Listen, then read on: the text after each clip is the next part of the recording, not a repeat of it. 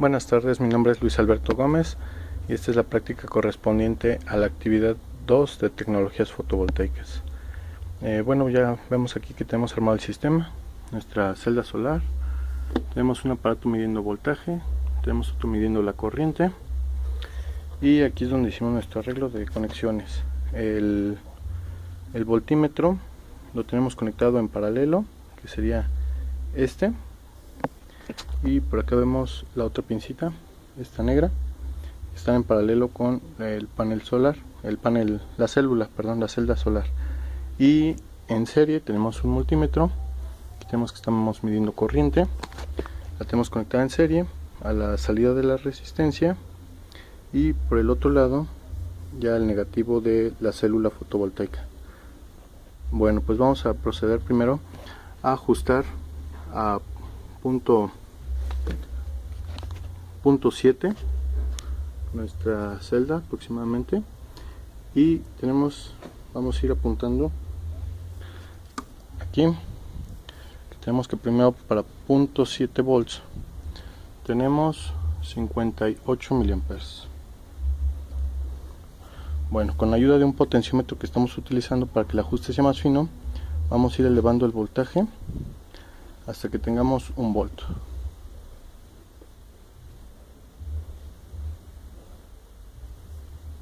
Ya nos pasamos un poco, ahí está, ahí tenemos 1 volt y vemos que de este lado estamos midiendo 60 miliamperes. Vamos a subir un poco más hasta llegar a 1.3 volts y vamos a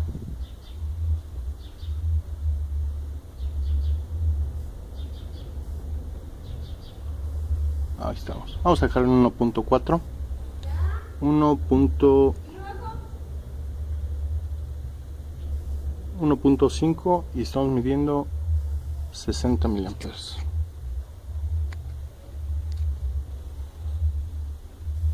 Vamos a subir un poco más.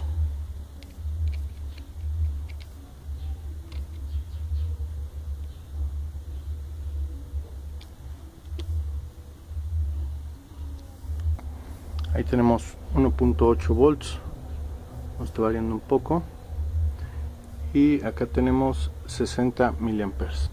Bueno, aquí ajustamos a aproximadamente 2 volts, 2.1, y acá tenemos 57 miliamperes.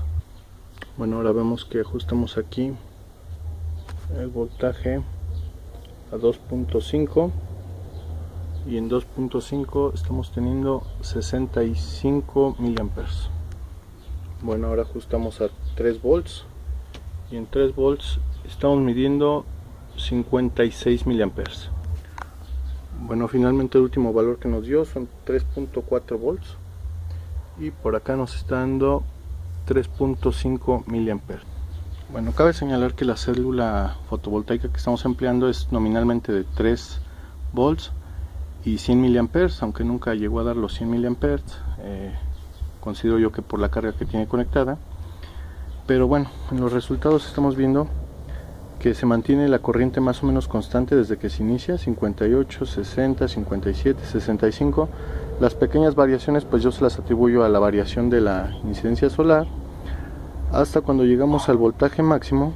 El voltaje máximo estamos teniendo 3.5 miliamperes, que prácticamente es una corriente nula. Esto es cuando la resistencia tiende a ser infinita, y en este caso es cuando la corriente la resistencia es menor. Bueno, y entonces esto nos va a derivar en una gráfica, poniendo acá la corriente, por acá el voltaje. Esto nos va a derivar graficando la corriente contra el voltaje, más o menos una gráfica de esta forma. En los puntos 7 volts tenemos los 58, tenemos 60, 57, sube un poco a 65, hasta que cae repentinamente cuando uno llega a los 3.4 volts. Esta gráfica ya es más acorde. Cabe señalar que esta es la segunda vez que se hace la práctica. En la primera vez se tenía un nivel de insolación muy bajo, entonces a eso se le atribuye que esto empezaba un poco más abajo, empezaba más o menos de esta forma. Entonces esta ya se ajusta un poco más a la realidad. Bueno, y finalmente vamos a tomar la temperatura de la celda solar cuando terminada la práctica.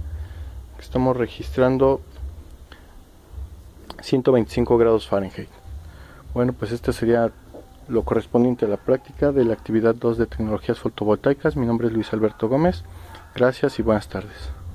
Bueno, una vez elaborada la práctica, ahora que ya tenemos la posibilidad de graficar los valores obtenidos tanto en la primera repetición como en la segunda repetición, ya pudimos graficar también el comportamiento, su curva característica corriente-voltaje, tanto de la primera repetición como de la segunda repetición. Y bueno, básicamente aquí tenemos dos conclusiones. La primera conclusión a la que llegamos es que en la primera vez que se realizó la práctica se tuvieron datos, se puede decir erróneos, pero se derivan prácticamente por dos situaciones. Uno, que se estaba tomando las mediciones únicamente con un equipo de medición, un multímetro, entonces tenía que estar conectando y desconectando de forma paralela y de serie para medir el voltaje y la corriente. Entonces en lo que se hacían los cambios, la intensidad solar variaba debido a que había una gran nubosidad, y pues también se estaba variando ahí la resistencia interna del circuito. Es por eso que vemos que la gráfica no resultó exactamente como se esperaba. Es un comportamiento muy anormal de una célula fotovoltaica. Entonces por esto se esperó otro día que hubiera una intensidad solar mucho mejor. Se volvió a hacer la prueba, la práctica, y tuvimos valores completamente diferentes, empezando tan solo por la intensidad solar. Acá estuvimos trabajando con 165 watts por metro cuadrado, y acá estuvimos trabajando con 517 watts, terminando con 570. Estamos hablando de que aproximadamente son 4 veces más, 3 veces y media más. Entonces este día estaba completamente despejado. Vemos el incremento de temperatura en la celda, lo cual acá pues realmente no se tuvo, varió muy poco. Y pues la potencia que estuvo disipando la celda fotovoltaica pues fue mucho mayor en este intento, llegando hasta los 168 miliwatts, comparado con este caso que a lo más que llegó fue de 96.2 miliwatts.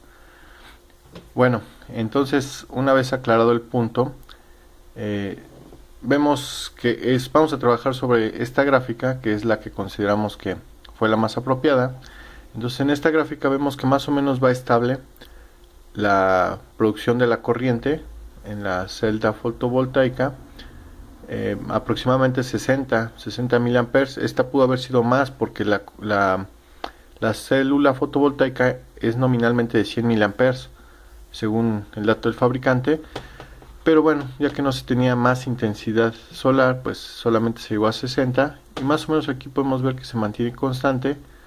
Aquí bajó un poquito, posiblemente se lo atribuimos a una pequeña variación solar, pero realmente es muy poco. Vemos que aquí es 57, realmente son nada más 3 miliamperes, o sea prácticamente no es mucho. Aquí subió un poquito.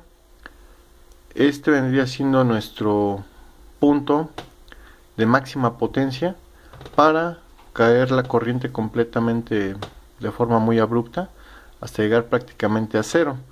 Podemos ver aquí que se midió nada más 3.5 miliamperes, que prácticamente ya es cero. Ya esto no nos sirve de mucho en un sistema. Entonces, si nosotros fuéramos multiplicando el voltaje por la corriente, lo cual hicimos aquí, tenemos 40 miliwatts, 60, 90, 100, va aumentando. ¿Por qué va aumentando? Pues porque esto va a ser la potencia va a ser el producto de la corriente por el voltaje. Entonces, a mayor voltaje tengamos, y si la corriente se mantiene más o menos constante, cuando el voltaje sea mayor, este va a ser nuestro punto de mayor potencia. Entonces más o menos se traza una línea en este sentido, horizontal, y se traza otra línea en sentido vertical, y la diagonal partiendo desde el origen vendrá a ser nuestro punto de mayor potencia. En este caso fueron 268 miliwatts, y aquí se observa que es exactamente el punto antes de que la corriente baje abruptamente para llegar a cero, que en este punto es cuando la resistencia tiende a ser infinita, y en este punto de acá sería cuando la resistencia tiende a ser cero. Podríamos decir que es la corriente de cortocircuito. Bueno, pues este es entonces el comportamiento de la célula que empleamos, y pues estas son nuestras conclusiones. Espero que haya quedado claro y gracias.